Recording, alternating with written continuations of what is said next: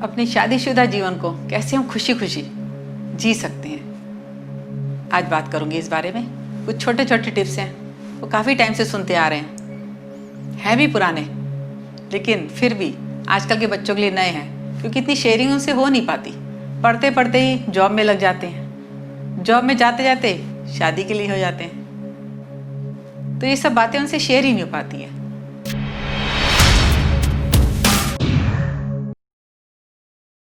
आज बहुत से बच्चे आपस में लड़ झगड़ के ही दिन बिता रहे हैं। मैंने बहुत करीब से देखा है ऐसे बच्चों को,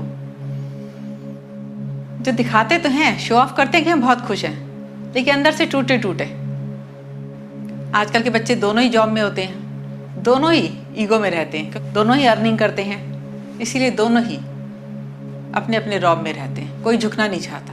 जिंदगी समझौतों का नाम है, ये तो सभी जानते भी हैं और मानते भी हैं, लेकिन जब ये समझौते मजबूरी वश किए जाते हैं तो जीवन एक एक पल कटता है, समझो। तो ऐसी हालातों से कैसे बचा जाए, बच्चे कैसे खुश रहें, इसके लिए कुछ छोटे छोटे पॉइंट्स हैं जो आप अगर फॉलो करोगे तो 100% कामयाब भी रहोगे और खुश भी रहोगे। इस बारे में मैंने अपनी मदर इन लॉ से बात करी, कैसे वो दोनों झगड़ते थे, हमारे सामने की बात है। अब फिर 2 मिनट बाद ही हंसते हंसते बाहर आते थे। हम पूछते थे, मम्मी आपने ऐसा क्या बात करी जो बाबूजी आप दोनों खुशी खुशी आ गए। तो आज उनसे बहुत ढेर सारी बात हुई। आज उन्हीं की बातों को लेकर मैं आपसे चर्चा करूंगी। इसमें पहला पॉइंट है कि आप झगड़े को ना बढ़ाएं। झगड़ा जब होता ही है सभी में, और होना भी चाहिए। जब तक हम मिर्च नहीं खाएंगे तो मीठे का स्वाद कैसे पता चलेगा। झगड़ा भी बहुत ज़रूरी है लाइफ में, झगड़ना ही प्यार की निशानी है। लेकिन झगड़ा करने के बाद उसको लंबा ना खींचे कि 1-2 दिन तक बोले ही ना, खाना छोड़ दें, बात ना करें। ऐसे ना करें। झगड़े को जितनी जल्दी हो सके उतना ख़त्म कर दें। जब झगड़ा लंबा नहीं होगा तो फिर से वापस आ जाएंगे। प्यार रात गई बात गई, बस भूल जाएं और एंजॉय करें। कि आजकल तो फ़ोन आ गए हैं भैया, मुसीबत हो गई है। हर चीज़ के 2 पहलू होते हैं, उसको हम कैसे यूज़ करते हैं। आए तो सब हमारे अच्छे के लिए हैं, लेकिन हम जब मिसयूज़ करते हैं किसी भी चीज़ का तो वो नुकसानदायक ही होगा। इधर झगड़ा हुआ, इधर बच्चों ने फ़ोन कर दिया अपने पेरेंट्स को। अगर वो दोनों अलग रह रहे हैं, पेरेंट्स से दूर हैं, नहीं तो बेटी तो कर ही देती है अपने पेरेंट्स को, या जिससे भी उसका लगाव होता है, या अपनी फ्रेंड से कर देंगे। तो घर से बाहर जब बात जाती है तो आप सोचो कि वो अच्छी बन के लौटेगी, ऐसा तो होता ही नहीं। उसके साथ मिर्च मसाला लगा के आपको मिसगाइड ही किया जाता है। सभी के साथ ये होता है, तो ऐसा आप कभी ना करें। अपने दिमाग से, अपने मन से, आजकल पढ़े लिखे हो आप लोग, आपस में शेयर करके उस बात को ख़त्म करो। लड़ाई को, झगड़े को आगे ना बढ़ाओ। और हाँ, टाइम मैनेजमेंट, जैसे जॉब में मैनेजमेंट रखते हो ना, ऐसे ही घर में भी टाइम का मैनेजमेंट जरूर करा करो। ये भी हमारी लड़ाई झगड़े का बहुत बड़ा कारण रहता है। पता चला हस्बैंड ने जाना है जॉब पे और वो सोई हुई है क्योंकि रात को लेट हो गए हैं, ऐसे नहीं चलेगा। या वाइफ को जाना है, हस्बैंड का आजकल तो लॉकडाउन चल रहा है तो उनका घर से ही काम चल रहा है। लॉकडाउन में मोस्टली घर से बच्चे काम कर रहे हैं, तो फिर बेटाइम उठना, बेटाइम खाना, फिर थकावट रहना, दिन भर चिड़चिड़पन करना, तो ये भी एक झगड़े का बहुत बड़ा सा कारण है। कहीं हमने जाना है, कहीं पार्टी में, मैरिज में, कहीं पे भी, तो पहले से फिक्स कर लो हमने इतने बजे निकलना है, तो उतने बजे निकलने के लिए दोनों रेडी हो जाओ। ऐसा ना हो कि दोनों अभी तक रेडी नहीं हुए, तैयारी नहीं, कोई बच्चों को तैयार कर रहा है, कोई खुद हो रहा है। लेडीज़ तो वैसे भी ज़्यादा टाइम लगाती हैं, लेकिन आजकल जेंट्स भी लगाते हैं, दोनों ही टाइम लगाते हैं। लेकिन टाइम मैनेजमेंट होगा ना, जब अंदर में ये बात होगी ना, जो टाइम टेबल का पक्का रहेगा, डिसिप्लिन में होगा, उसकी लाइफ बहुत अच्छी जाएगी। इस बात को आप शुरू से देखना, छोटेपन से ही। वैसे तो हमको बच्चों की आदत भी डालनी चाहिए कि टाइम का पंक्चुअलिटी बहुत होनी चाहिए। टाइम से सोना, टाइम से उठना, तो हमारी आगे की जीवन में भी बड़ी सहायक होती है। अगर नहीं है आदत तो अब डाल लो। कहीं जाना हो, टाइम से पहले रेडी। ऑफिस पहुंचना है, टाइमली रेडी। एक दूसरे का सपोर्ट करोगे कि अगर तुमने जाना है तो दोनों मिलके काम करोगे।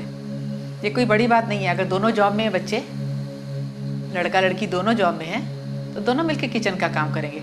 कोई ये नहीं कि किसी ने आटा गूंदा, अरे नहीं लड़के तो रोटी नहीं बना सकते। आजकल सब बच्चे बना भी सकते हैं और बनाना भी चाहिए। मैं तो यही कहूँगी, अपने बच्चों को भी मैं यही कहती हूँ कि जब दोनों जॉब कर रहे हैं तो दोनों मिलके किचन का काम करो। अगर वो बर्तन मांज सकती है तो आप भी मांज सकते हो, दोनों ही कर सकते हो, तो कभी झगड़ा ही नहीं होगा। प्यार प्यार बल्कि देखो एक दूसरे के साथ टाइम स्पेंड करने का टाइम मिलेगा तुम्हें। कि लड़कियां तो अपने इन लॉज को मम्मी पापा मान भी लेती हैं और कहती तो है ही, मान भी लेती हैं, दिल से मान लेती है, क्योंकि उनको घर से शिक्षा यही दी जाती है, ये मम्मी पापा छोड़ के वो मम्मी पापा जो मिल रहे हैं ना, वो भी तुम्हारे अपने ही है। लेकिन लड़कों में एक खास तौर से कमी रहती है, वो भले ही मुंह से तो कह देते हैं कि मेरे मम्मी पापा हैं, या मम्मी पापा बुलाते भी हैं, डैडी मम्मी बुलाते भी हैं, लेकिन वो दिल से नहीं मानते हैं, उतनी रिस्पेक्ट नहीं करते हैं। तो वहाँ झगड़ा तो होना जरूरी ही है, हो ही जाता है। इसीलिए चाहे बेटी हो या बेटा, हस्बैंड हो या वाइफ, दोनों को ही एक दूसरे की पेरेंट्स की बहुत रिस्पेक्ट करनी चाहिए। पेरेंट्स क्या, उनके भाई बहनों की भी आपस में खूब रिस्पेक्ट करनी चाहिए। जैसे हमारे भाई बहन ऐसे तुम्हारे भाई बहन, दोनों का मिलकर एक परिवार जुड़ता है। शादी कोई लड़का लड़की की नहीं होती है, शादी पूरे दो परिवारों की होती है, वो सब एक हो जाते हैं। इसीलिए दोनों को एक दूसरे के माँ बाप की इज्जत करनी चाहिए और एक दूसरे पे अटूट विश्वास, पूरा विश्वास होना चाहिए। जहाँ शक की बात आ जाती है ना, रिश्ते तो वहाँ पे खड़कते ही रहते हैं। अगर दिल में कभी ऐसा आ गया, मन में बाई चांस हो भी गया, शक की गुंजाइश तो हो ही जाती है। आजकल सब बाहर जाते भी हैं, बातचीत करते हैं, तो किसी किसी के अंदर एक कीड़ा होता है कि उसने उससे बात कर ली तो कहीं रिलेशन तो नहीं है, कहीं कुछ ऐसा तो नहीं है। तो किसी बाहर से इंक्वायरी कराने से अच्छा है आपस में बैठकर इस बारे में बात करें, अपने संशय भरम निकालें, क्योंकि शक की तो कोई दवाई ही नहीं है दुनिया में। जहाँ शक होगा वहां तो झगड़ना ही है, रिश्ते खराब ही होने, जीवन बर्बाद ही होता है। अगर बाई चांस कुछ ऐसी गलती हो भी जाती है तो माफ करने की आदत डालें, माफ करें और आगे बढ़ें। रिश्ते तोड़ने से अच्छा रिश्ते बचा लो।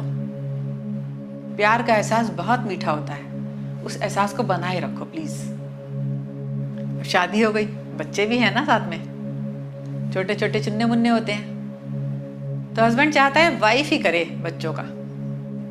जब दोनों जॉब में है या नहीं भी है, जो जॉब में नहीं होती लड़कियां, वो घर का भी तो पूरी रिस्पॉन्सिबिलिटी होती है, उनका ज़्यादा काम होता है।